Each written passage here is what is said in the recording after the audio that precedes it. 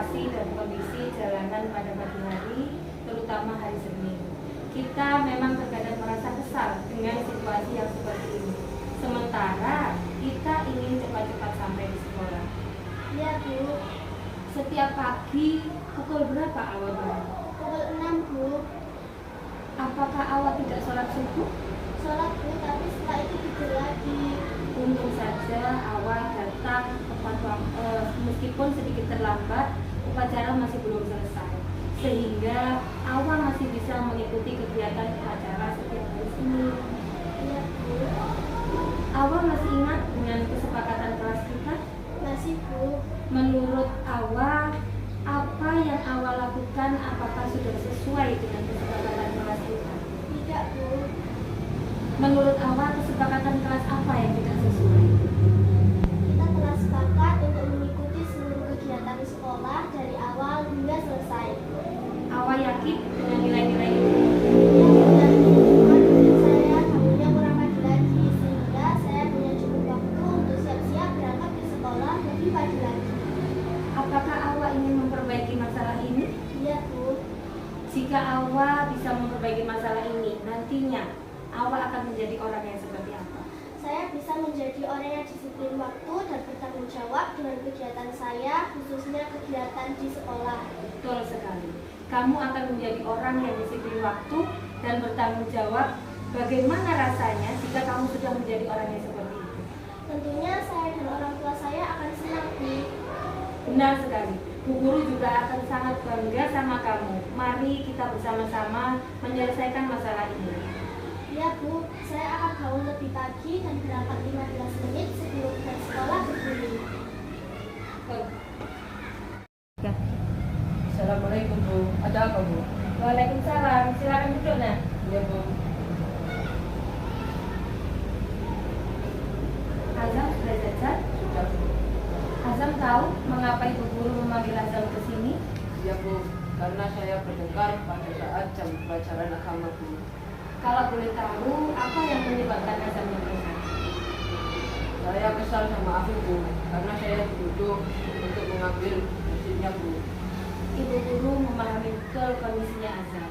Ibu Guru tahu Azam pasti kesal saat dituduh, sedangkan kamu sendiri tidak melakukannya. Iya, Bu. Kemudian Azam melakukan apa? Saya merobek buku milik Afif, Bu. Apakah buku itu ada tulisannya? Iya, Bu. Kebetulan itu buku coret-coretan milik Afif, Bu. Untung saja yang Azam robek bukan buku pelajaran yang ada tulisan dan nilainya. Iya, Bu. Tentu akan ada permasalahan baru yang nantinya muncul. Iya, Bu. Azam masih ingat kesepakatan kelas kita? Masih, Bu. Menurut Azam, apa yang Azam lakukan apakah sudah sesuai dengan kesepakatan kelas kita? Iya, Bu. Menurut Azam, kesepakatan apa yang tidak sesuai? Kita harus saling ikut, menghargai dan menghormati bersama. Azam yakin dengan nilai-nilai itu? Iya, Bu. Yakin kita harus rukun dan harus menghargai sama teman, Bu. Azam ingin memperbaiki masalah ini? Iya, Bu. Jika Azam bisa memperbaiki masalah ini, nantinya Azam akan menjadi orang yang seperti apa? Saya bisa menghargai teman yang ada di sekolah, Bu. Dan bisa bertanggung jawab ya. Iya, Bu. Nah, kamu akan menjadi orang yang lebih menghargai temanmu dan bertanggung jawab. Nah, kalau kamu sudah seperti itu, bagaimana rasanya jika kamu sudah bisa menjadi orang yang seperti itu? Seharusnya saya dan orang tua saya akan senang, Bu. Betul sekali. Bu Guru juga akan yakin kamu sangat bangga. Mari kita bersama-sama menyelesaikan masalah ini. Iya, Bu. Saya akan lebih bersabar kepada teman-teman yang ada di sekolah. Terima kasih. Azam bisa kembali ke sekolah. Terima Ya, Bu. kasih.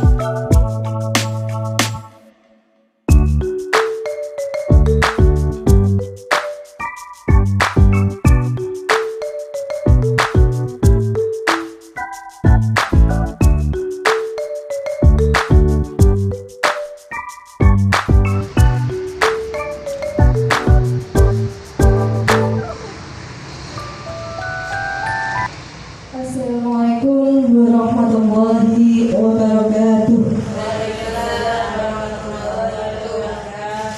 Bismillahirrahmanirrahim. Alhamdulillahirabbil alamin. Wassalatu wassalamu ala asrofil anbiya'i wal mursalin sayyidina Muhammadin wa ala alihi wa sahbihi ajmain. Yang terhormat Bapak Kepala Sekolah SDN Ketidul, yang kami hormati Bapak Ibu Guru SDN Ketidul, pertama-tama marilah kita ucapkan puji syukur kehadirat Allah Subhanahu wa taala yang mana pada pagi hari ini kita bisa berkumpul di SDN Ketidul ini dalam keadaan sehat walafiat. Kedua kalinya salawat serta salam tetap terlimpahkan kepada junjungan kita Nabi besar Muhammad Rasulullah SAW, yang mana memberikan kita tuntunan sehingga kita selalu berada di jalan yang benar.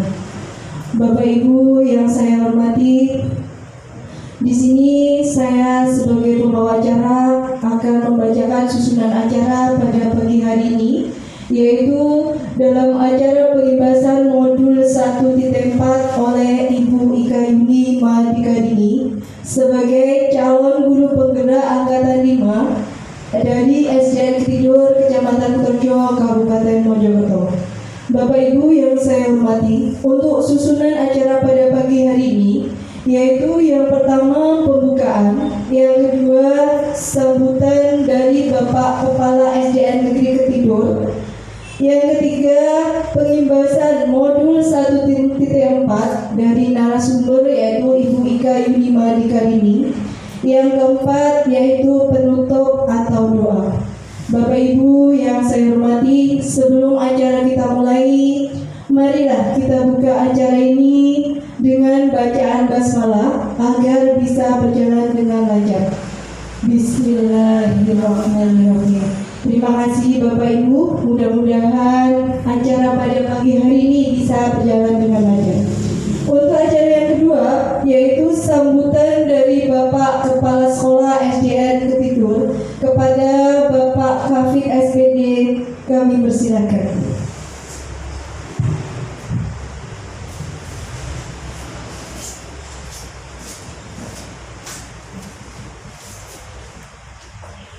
Assalamualaikum warahmatullahi wabarakatuh.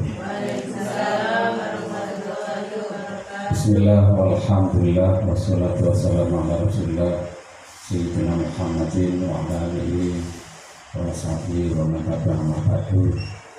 Yang kami hormati seluruh Bapak Ibu yang hadir pada kesempatan ini, khususnya pada Bu Ika yang pada hari ini melanjutkan tugas studi sebagai calon guru penggerak angkatan 5. Semoga semuanya nanti bisa berjalan lancar. Pertama, memanjatkan rasa syukur kehadirat Allah SWT yang telah memberikan berbagai macam kenikmatan kepada kita, khususnya pada siang atau pagi hari ini kita masih sehat. Semua kesehatan ini bisa kita gunakan untuk sebaik-baiknya menjalankan tugas dan wewenang kita di sekolah ini demi kemajuan anak untuk keberhasilan anak-anak di masa yang datang. Selalu salam singkat limpahkan pada junjungan kita Nabi besar Muhammad SAW. Bapak Ibu yang kami hormati, pertama terima kasih pada Bu Ika yang pada pagi hari ini atau siang hari ini memberikan imbasan yang telah diperoleh dari pendidikan untuk calon guru penggerak selama ini masih berlangsung. Kita semuanya juga wajib begitu. Hari ini dan hari esok berbeda. Hari ini kita begini, hari esok mungkin tuntutannya jauh lebih tinggi lagi. Kalau sekarang guru-guru wajib S1, kemungkinan esok tahun nanti S2 dan S3, meskipun kita nanti di SD. Nah, ini tuntunannya nanti akan berkembang terus berkembang terus begini. Begitu pula pada pendidikan ini selalu kita merujuk pada kebutuhan dunia yang sedang berlangsung. Kalau dulu orang haji itu naik unta, naik apa? Unta. Apakah sekarang juga harus naik unta? Jadi selalu berkembang, dan perkembangan yang baik itu selalu kita dukung. Kalau kita tidak dukung, maka kita akan ketinggalan sepur katanya, ketinggalan zaman. Maka setiap saat, setiap waktu kita harus menuntut ilmu, terutama untuk anak-anak kita yang akan datang. Anak-anak kita nanti ya berpikir bagaimana menghemat energi sehemat-hematnya. Bahkan kalau mungkin ya menciptakan energi-energi baru yang bisa menggantikan energi yang seperti minyak dan sebagainya. Ini harus kita berusaha terus sehingga apapun yang terjadi ini nanti berbeda hari ini dan hari esok. Kalau memang minyak sudah habis, apapun berubah seperti itu. Jadi setiap saat kita harus belajar,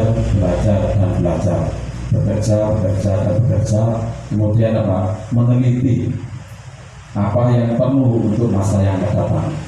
Bagaimana ini budaya positif, apa saja yang bisa kita kembangkan.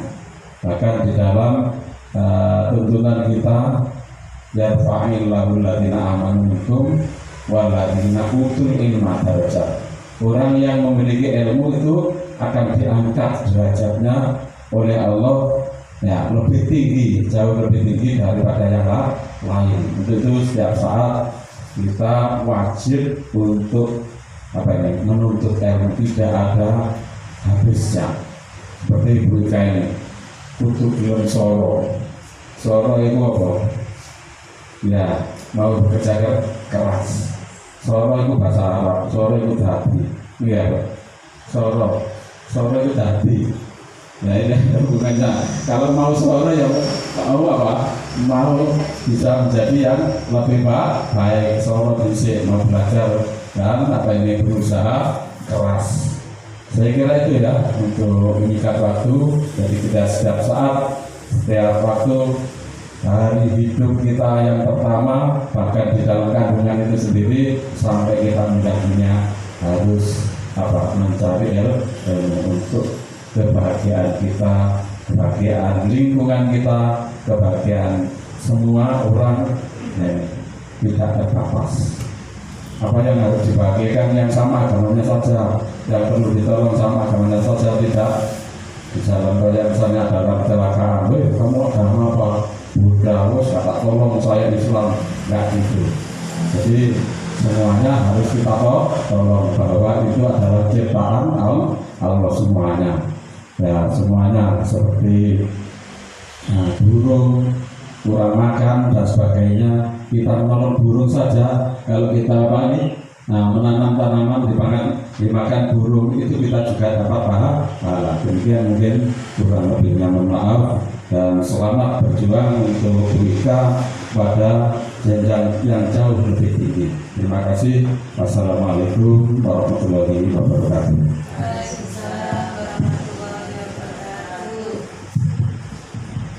Terima kasih kami sampaikan kepada Bapak Habib SPD selaku Kepala Sekolah SD Negeri Ketutur. Mudah-mudahan kita semuanya bisa menjalankan amanah sesuai dengan apa yang Bapak Habib sampaikan tadi. Baiklah Bapak Ibu, untuk acara selanjutnya yaitu acara pembebasan modul 1.4 tentang budaya positif yang akan disampaikan oleh Ibu Ika Yuni Mahardika SPD. Kepada Ibu Ika Yuni kami persilahkan.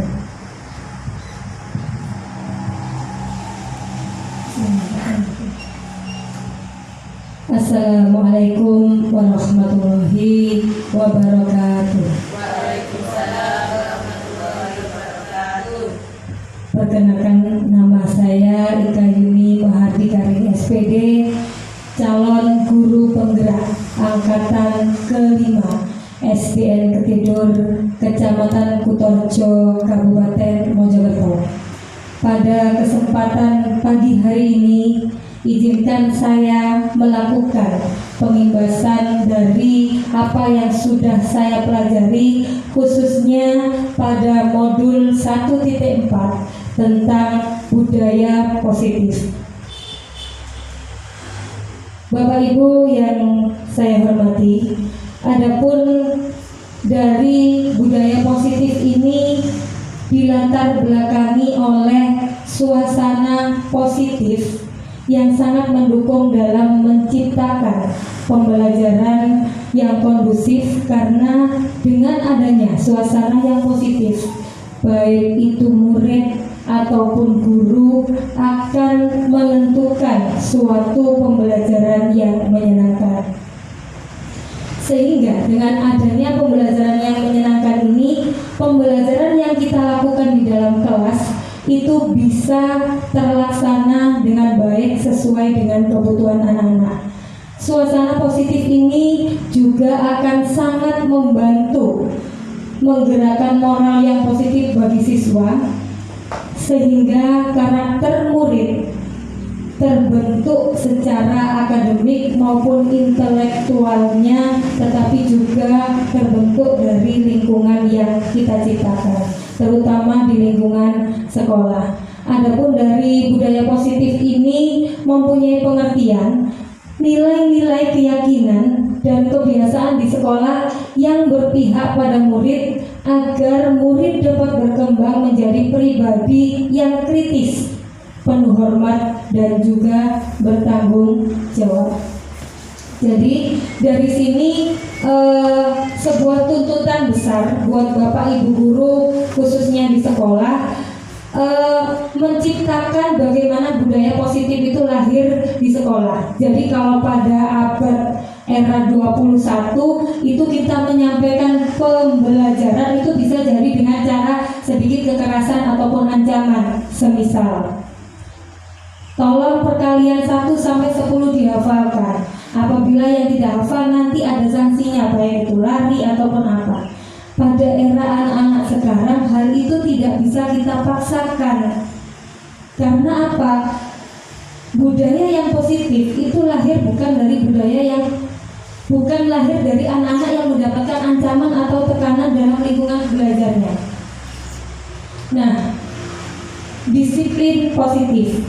Dengan disiplin positif merupakan suatu cara penerapan disiplin tanpa kekerasan. Nah, di sini dijelaskan ulang, dan ancaman dalam praktiknya melibatkan komunikasi tentang perilaku yang efektif antara guru dan murid. Dalam penerapan disiplin positif ini, murid diajarkan untuk memahami konsekuensi dari perilaku mereka. Selain itu, disiplin positif juga mengajarkan murid untuk bertanggung jawab serta memiliki rasa hormat dan berinteraksi dengan lingkungannya. Jadi, disiplin positif merupakan salah satu cara penerapan disiplin yang bertujuan untuk menumbuhkan kesadaran serta memberdayakan murid untuk melakukan sesuatu tanpa sogokan ataupun ancaman maupun suatu hukuman. Jadi dari sini jelas, bukan hanya Bapak Ibu guru, saya sendiri setelah mempelajari modul ini, saya merasa apa yang sudah saya lakukan dalam pembelajaran saya selama ini ternyata masih banyak kekeliruan yang harus saya pahami dan harus saya lakukan pembenaran untuk selanjutnya. Karena apa? Dengan adanya disiplin positif ini akan terbentuk sesuatu dari dalam diri anak itu sendiri, tetapi bukan dari dukungan luar. Jadi anak itu akan sadar dengan sendirinya, dengan komitmen dengan dirinya sendiri. Nah, selanjutnya dari disiplin positif yang sudah kita ciptakan di lingkungan sekolah akan melahirkan nilai-nilai kebajikan. Nah, dari nilai-nilai inilah yang kita harapkan pada metode pembelajaran yang saat ini, yaitu metode kurikulum merdeka, di mana siswa yang kita ajar itu diharapkan mereka mampu mempunyai nilai-nilai kebajikan yang terdapat pada profil pelajar Pancasila, di mana yang pertama yaitu murid atau siswa beriman bertakwa kepada Tuhan Yang Maha Esa dan mempunyai akhlak mulia. Bisa kita ciptakan dengan hal-hal yang religi sifatnya di sekolah. Misal kita mengadakan pembiasaan yang sudah kita lakukan di SDN Ketidur ini, salah satunya kegiatan Gemajusa. Ada juga kegiatan sholat duha bersama, kemudian sholat duhur berjamaah. Selanjutnya kegiatan istighosah yang dilaksanakan setiap hari Rabu. Kemudian berkebinekaan global, bergotong royong, mandiri, bernalar kritis, serta kreatif. Nah, selanjutnya langkah-langkah apa yang bisa dilakukan untuk menciptakan kegiatan disiplin positif di sekolah? Salah satu yang bisa Bapak Ibu lakukan yaitu dengan membuat keyakinan kelas. Dari mana keyakinan kelas ini dibuat? Itu dari anak-anak sendiri. Dari sini barangkali dari Bapak Ibu ada yang ingin bertanya sesuatu. Monggo, ya, monggo silakan keluar. Saya ingin bertanya, apa yang menjadi Assalamualaikum warahmatullahi wabarakatuh. Di sini saya ingin bertanya, nama saya Bu Marfa. Apa yang menjadi dasar dalam membuat keyakinan kelas? Itu saja. Terima kasih. Terima kasih dari pertanyaan dari Ibu Marfuah, sangat bagus sekali. Apa yang menjadi dasar Bapak Ibu guru dalam membuat keyakinan kelas? Sebelum saya jawab, saya ingin bertanya juga kepada panjenengan semua, kira-kira antara keyakinan kelas yang dibuat dari kelas 1 dengan kelas 2 atau kelas yang lain kira-kira sama atau tidak? Tidak ya, alhamdulillah. Nah, keyakinan kelas ini tidak sama. Karena apa? Yang menentukan keyakinan kelas ini adalah warga kelasnya masing-masing. Jadi antara keyakinan kelas yang ada di kelas 1 dengan keyakinan kelas yang ada di kelas 6 itu bisa jadi berbeda. Karena yang menentukan mereka, bukan Bapak Ibu guru. Yang menentukan anak-anak membuat keyakinan kelas seperti ini, kita bisa menyediakan kertas yang kita tempel di papan tulis, kemudian kita membagikan kertas kecil untuk diisi masing-masing anak. Jadi masing-masing anak tidak mendapatkan paksaan untuk membuat suatu keyakinan kelas. Yang nantinya dia merasa, semisal siswa membuat suatu keyakinan kelas tidak bergurau pada saat jam pelajaran, itu kan dia sendiri yang membuat keyakinan. Nah, kalau kesepakatan itu anak-anak sendiri yang buat, otomatis pada saat dia melanggar, dia akan berpikir, oh berarti saya tidak konsekuensi dengan apa yang saya inginkan. Nah, jadi dari situ Bu Mar bisa diterima jawaban dari saya? Oke. Kalau sudah, saya lanjutkan. 5 kebutuhan dasar manusia. Pada dasarnya manusia di dunia ini mempunyai kebutuhan dasar yang harus kita pahami. Bukan hanya Bapak Ibu saja yang mempunyai kebutuhan dasar, tetapi anak-anak juga mempunyai kebutuhan dasar yang seharusnya kita tahu dan kita pahami. Salah satunya adalah yang pertama, kebutuhan dasar untuk bertahan hidup. Salah satu contoh, saya ambil contoh, misalnya anak mempunyai sebuah buku, kemudian dia diganggu oleh temannya. Kira-kira dia akan melakukan hal-hal yang tidak kita inginkan, dan pasti kan? Karena dia merasa itu membela haknya sendiri. Nah, selanjutnya kasih sayang dan rasa diterima. Apabila siswa itu merasa tidak diterima, salah satu contoh dalam sebuah istirahat, ada 2 siswa yang sedang bercengkerama guyon misalnya. Kemudian satu orang datang dan yang lain kabur. Kira-kira apa yang terjadi? Otomatis si siswa yang tadi merasa marah. Karena apa? Kebutuhan dasarnya dia untuk mendapatkan rasa kasih sayang dan diterima di lingkungannya tidak dia dapatkan. Makanya kalau ada salah satu siswa yang merasa bertengkar dan sebagainya, Bapak Ibu guru tidak bisa langsung menghukum dan menjudge siswa itu salah. Nah, selanjutnya dari penguasaan, kemudian kebebasan ataupun kesenangan. Dari lima kebutuhan dasar inilah yang harus Bapak Ibu pahami, bahwa siswa juga mempunyai kebutuhan dasar yang harus kita hargai. Nah, selanjutnya dari kebutuhan dasar itu ada teori yang harus kita tahu juga. Namanya teori motivasi. Di mana teori motivasi ini ada 3 hal. Yang pertama, teori untuk menghindari hukuman atau ketidaknyamanan. Dari hal ini siswa akan berpikir, apa yang akan terjadi apabila saya tidak melakukannya. Kemudian teori motivasi yang kedua, yaitu untuk mendapatkan suatu imbalan. Dalam benak siswa berkata, apa yang akan saya dapatkan apabila saya melakukan hal itu. Teori yang ketiga, untuk menghargai dirinya sendiri. Dalam diri siswa juga berpendapat, saya akan menjadi orang yang seperti apa apabila saya bisa melakukan hal itu. Nah, dari teori ini Bapak Ibu harus mempunyai suatu kontrol.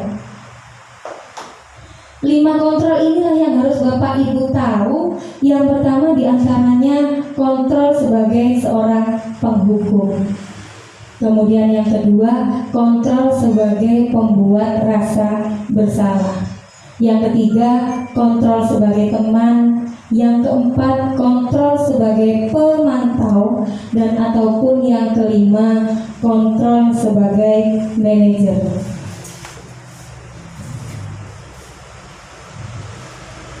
Adapun dari 5 kontrol yang sudah ada di depan, bisa Bapak Ibu pahami, pada kontrol yang pertama dan kontrol yang kedua, ini kontrol penghukum dan pembuat rasa bersalah.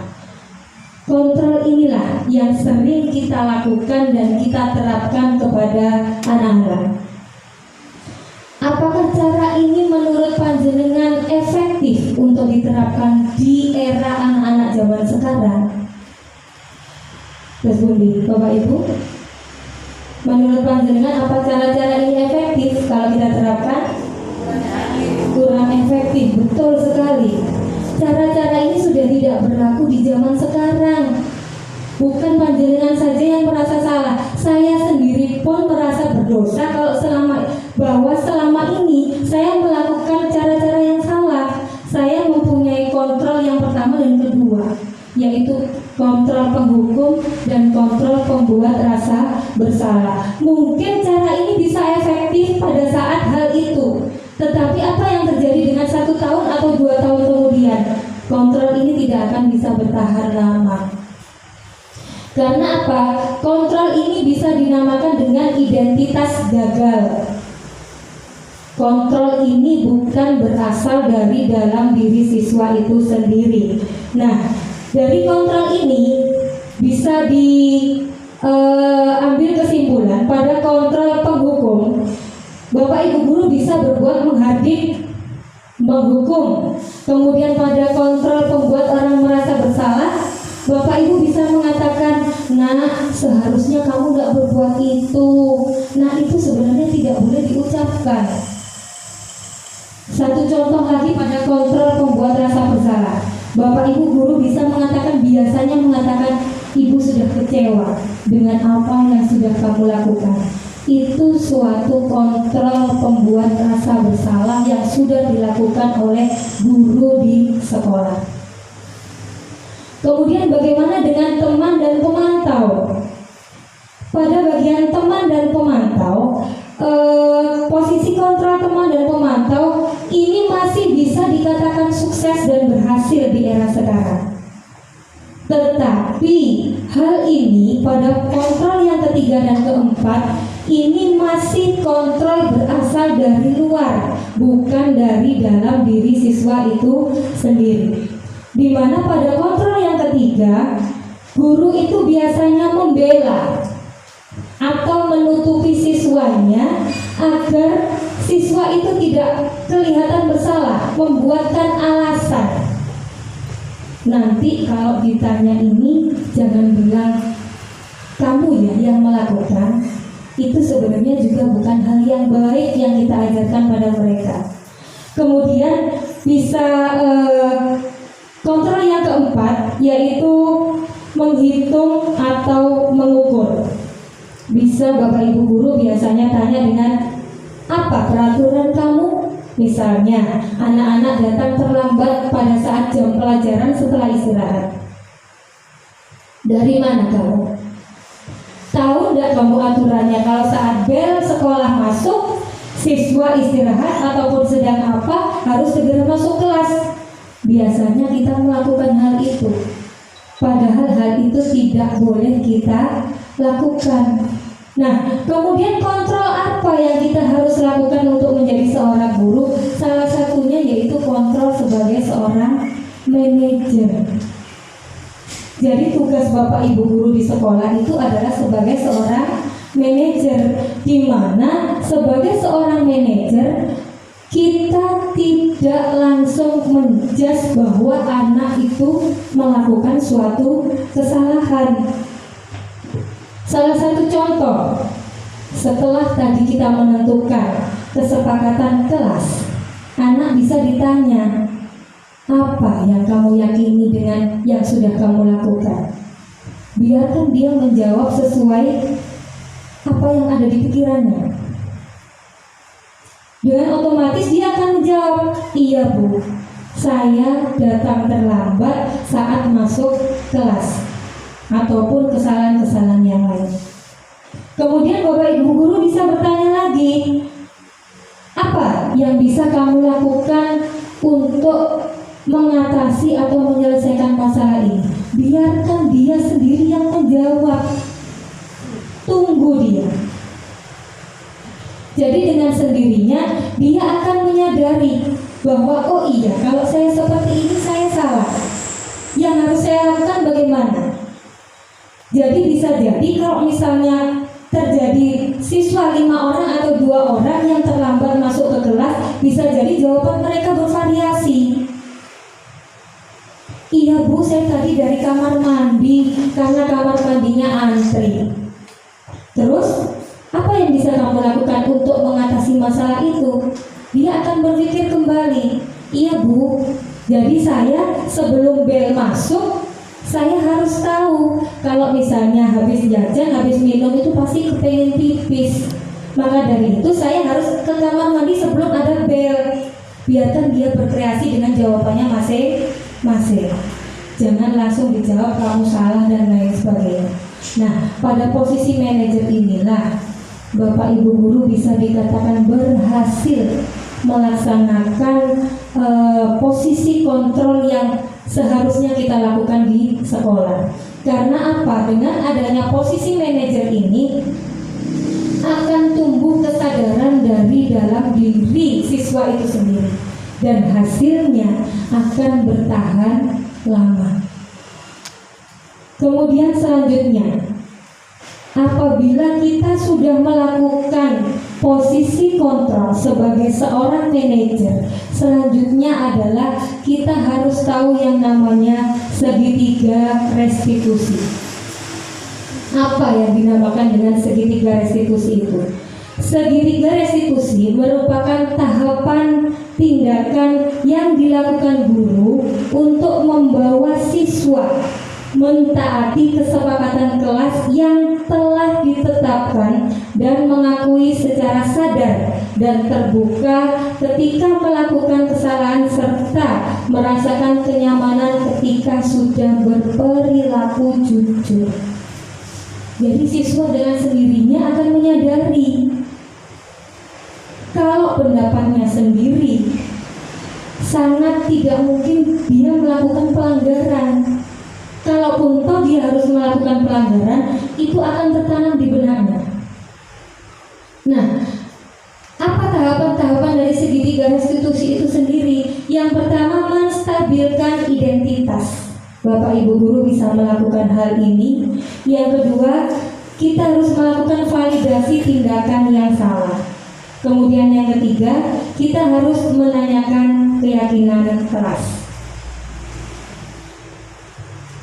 Contoh, kalau misalnya Bapak Ibu guru pengen tahu ya opo sih contoh menstabilkan identitas pada siswa itu, ini di sini sudah ada beberapa contoh yang bisa dikategorikan dalam kegiatan menstabilkan identitas, yaitu untuk membuat anak merasa gagal karena berbuat salah menjadi positif terhadap dirinya. Jadi dia akan berpikir dengan sendirinya.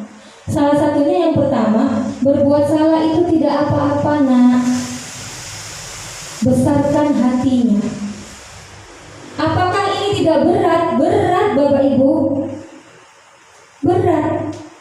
Karena sesuai dengan apa yang diajarkan filosofi Ki Hajar Dewantara, pembelajaran yang saat ini adalah pembelajaran yang berhamba pada murid. Mau tidak mau Bapak Ibu guru harus menjadi hambanya mereka. Nah, kemudian bisa juga dengan cara tidak ada manusia yang sempurna. Nah, semua juga pernah berbuat salah. Jadi itu hal ini akan memancing siswa untuk bercerita jujur, mengakui kesalahannya, dan tidak membuat cerita yang mungkin bisa jadi mengatasnamakan temannya yang lain. Kemudian bisa juga dengan Bapak Ibu guru sharing. Saya juga pernah melakukan kesalahan seperti itu. Atau bisa jadi kita bisa menyelesaikan hal ini. Coba deh kamu jawab yang jujur apa yang sudah terjadi. Bisa juga dengan Bapak Ibu tidak tertarik siapa yang salah, tetapi Bapak Ibu ingin mencari solusi dari permasalahan ini.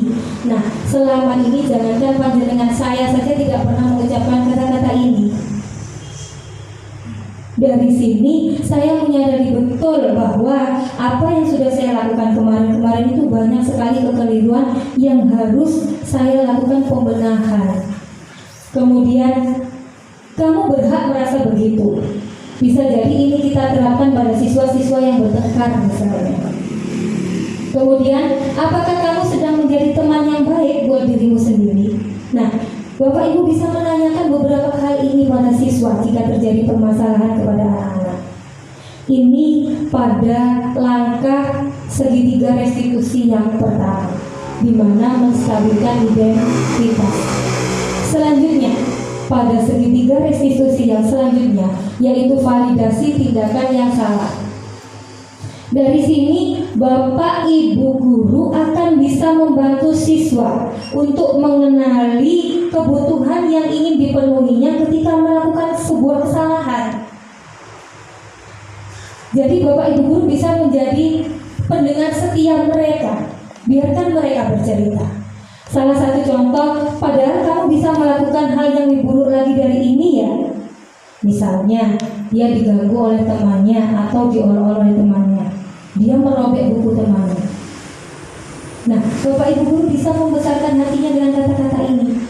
Kemudian atau kata-kata selanjutnya, kamu pasti punya alasan mengapa melakukan hal itu.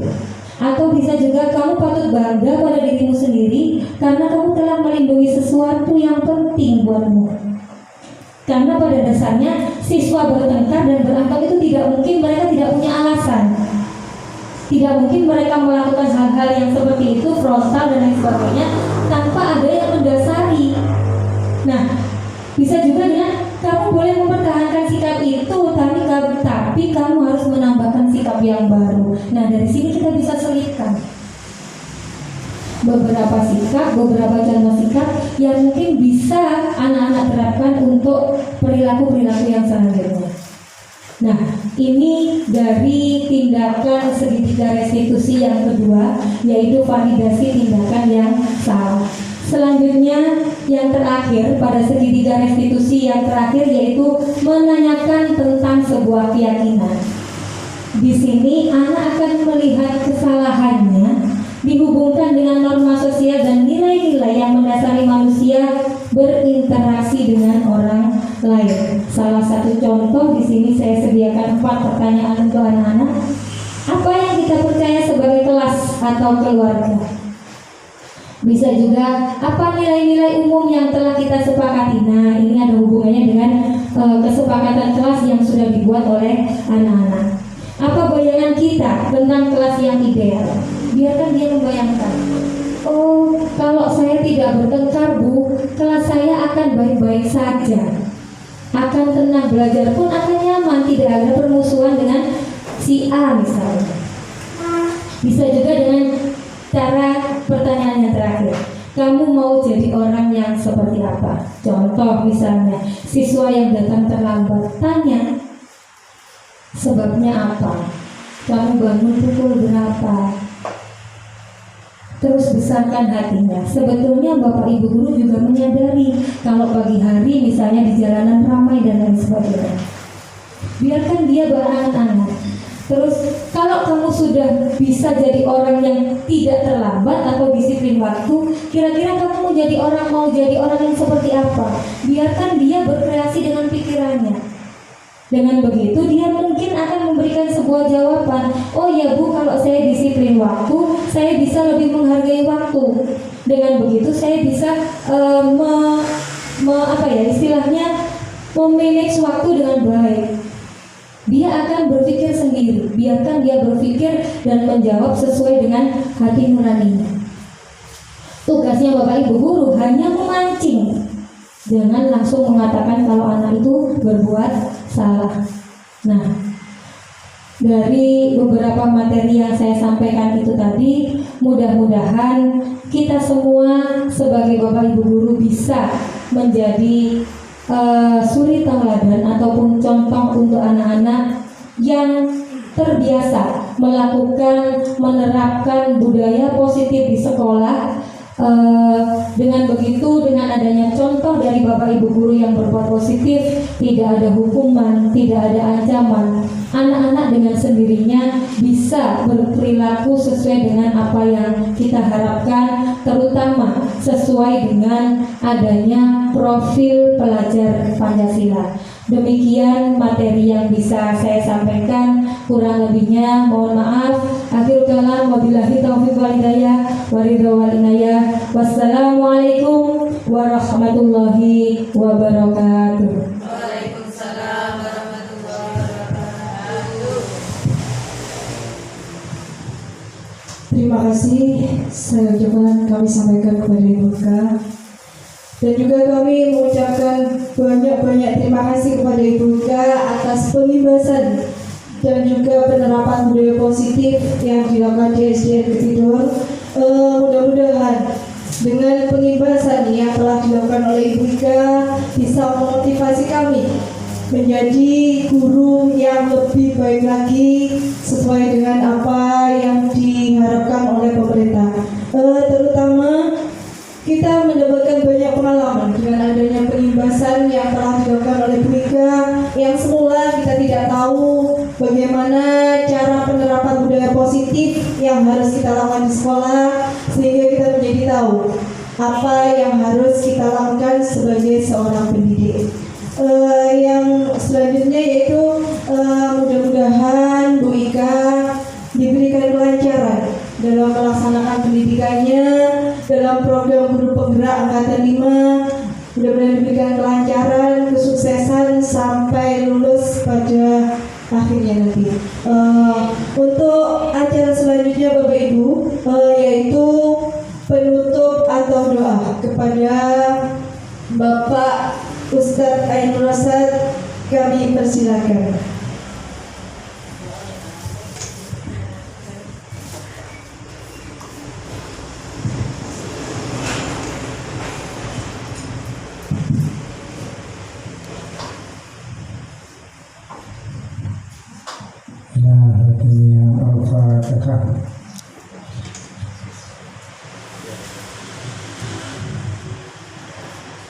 Allahumma sholli ala sayyidina Muhammad wa ala ali sayyidina Muhammad. Allahumma firli wa liwalidayya warhamhuma kama rabbayani shaghira. Allahumma fir lil mu'minina wal mu'minat wal muslimina wal muslimat ala ahya'i minhum Allah. Allahumma alfi derajati wa alfi derajati wa alfi barokati wa alfi nikmati wa alfi derajati wa alfi arajati wa alfi rahmatika ya arhamar rahimin. Rabbana hab lana min azwajina wa dzurriyyatina qurrata a'yun waj'alna lil muttaqina imama.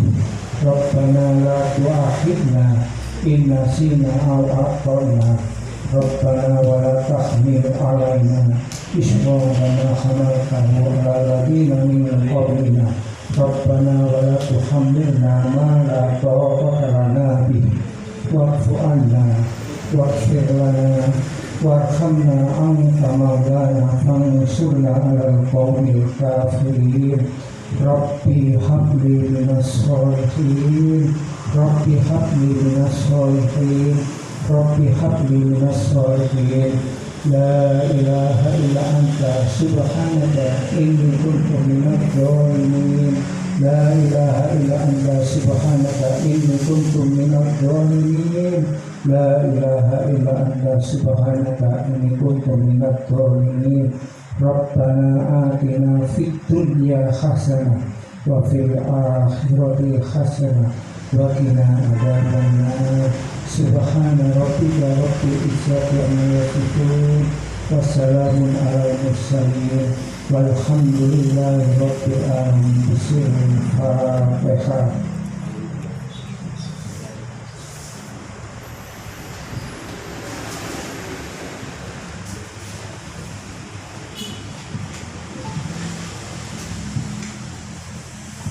Terima kasih kepada Bapak Ustadz Ainur Rosyad. Mudah-mudahan Allah menerima doa kita. Bapak Ibu yang saya hormati, acara demi acara sudah dilalui bersama. Saya sebagai pembawa acara mohon maaf yang sebesar-besarnya. Mungkin ada tindakan saya atau kata-kata saya yang kurang berkenan di hati Bapak Ibu panjenengan semuanya. Saya mohon maaf yang sebesar-besarnya. Saya akhiri. Wassalamualaikum warahmatullahi wabarakatuh.